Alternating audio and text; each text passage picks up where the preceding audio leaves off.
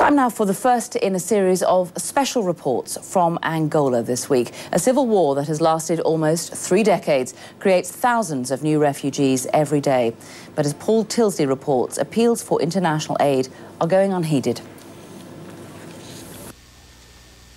First light in Kuito reveals refugees who have arrived during the night.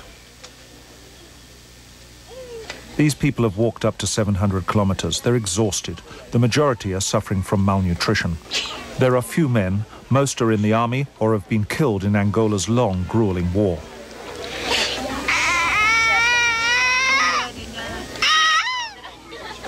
Those who trek to Kuito are the defenseless, women, the elderly and children with no sense of what childhood should be. It's the same sad picture in 7 other camps around the city. More than 200,000 people are seeking shelter, food and safety in Kuito. As we film one group of arrivals, suddenly another 100 have appeared. On the other side of the city, the same story. Kuito is a magnet for misery. Up to 3,000 refugees drag themselves into this shell of a city every day. The aid agencies can't build huts fast enough to shelter the new arrivals. The helpless and the hopeless trying to escape a civil war between the government and UNITA rebels that has torn Angola apart for 27 years. UNITA troops planted landmines and made it unsafe to work my fields, said this woman. Then they came and took our homes. We must eat. I've walked 500 kilometers to get food here. More and more refugees converge on Quito's overcrowded hospital. A host of deadly diseases are bedfellows here. Nearly 2/3 of these refugees suffer from malnutrition.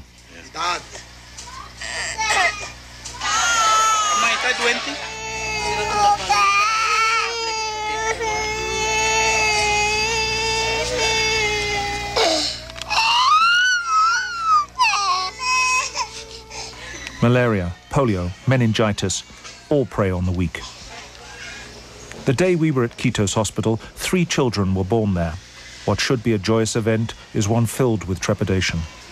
The United Nations Children's Fund says this is the worst place in the world to be a child. Few would disagree.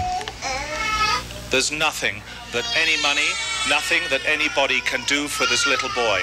He has only minutes left to live.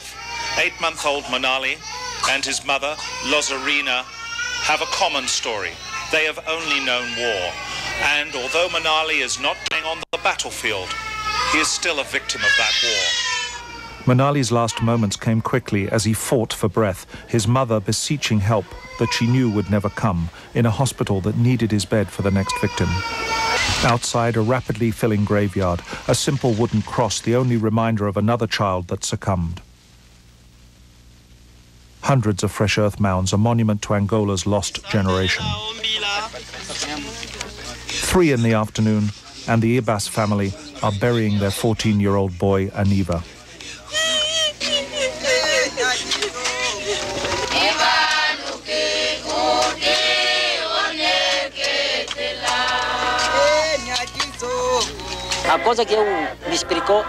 I can't believe we've survived our son, says Aniva's numbed father. We've had our home taken away, now he's been taken away. For nearly 2 years, UNITA lay siege to Kuito and tried to shell it into submission. The city is in ruins, the Beirut of Africa. This was the regional governor's office. Now it is rubble. The governor makes a desperate plea to the outside world.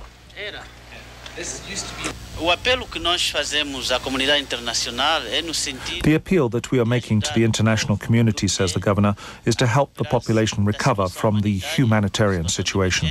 Help us with the recovery of our infrastructure. So far, the appeals of the governor and the aid agencies have fallen on deaf ears. The UN's World Food Programme says it won't be able to reach 500,000 Angolans this year. The charity World Vision says donors are giving so little that it's thinking of closing projects just when the need is most urgent. The victims will be those without a voice, the ordinary people of Angola, who, for a generation, have shifted from one place to another in search of sanctuary. A forgotten people. Paul Tilsley, CNN, Quito.